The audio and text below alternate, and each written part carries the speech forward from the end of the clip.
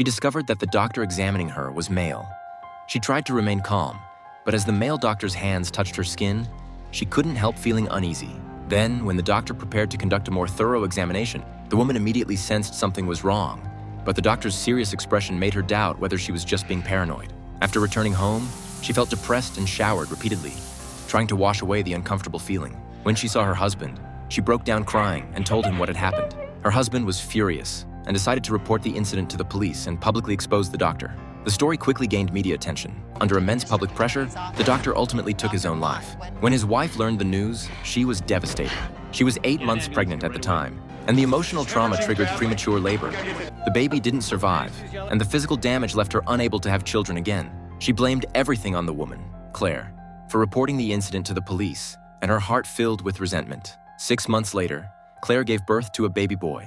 Since both she and her husband had demanding jobs, they needed someone to help care for the child and began searching for a nanny. Soon, a blonde woman came to interview for the position. She was well-dressed and didn't look like a typical domestic worker. Claire was somewhat puzzled, but the woman explained that she had recently lost a child and couldn't get pregnant again due to health issues. Yet she loved children and wanted to work as a nanny to be around them as they grew. This story touched Claire, and combined with her impressive performance that evening, the couple decided to hire her. The woman's name was Morton. Every night after the family fell asleep, she would quietly slip into the nursery, allowing the baby to gradually become familiar with her scent and warmth, slowly building an intimate bond. Over time, the child grew increasingly dependent on her, only wanting to hear her bedtime stories and accepting comfort from her alone when he woke at night. Claire found this strange but didn't investigate further. Once, when she and her husband went to a friend's house for dinner, Morton picked up the baby shortly after they left.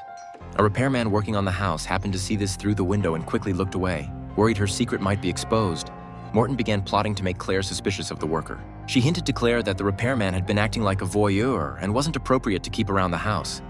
Claire initially didn't believe it, but while looking for spare batteries, she discovered one of her daughter's intimate garments in the worker's drawer and was shocked.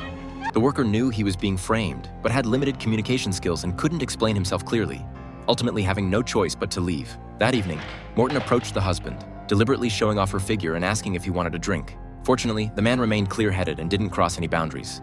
A month later, the child's behavior had changed dramatically. He wouldn't let anyone but Morton near him, and even his parents could barely hold him. Claire was heartbroken, and after discussing with her husband, they decided to dismiss Morton. Unbeknownst to them, she overheard this conversation and decided to act preemptively, setting up a hidden device in the greenhouse, planning to use it to cause an accident for Claire.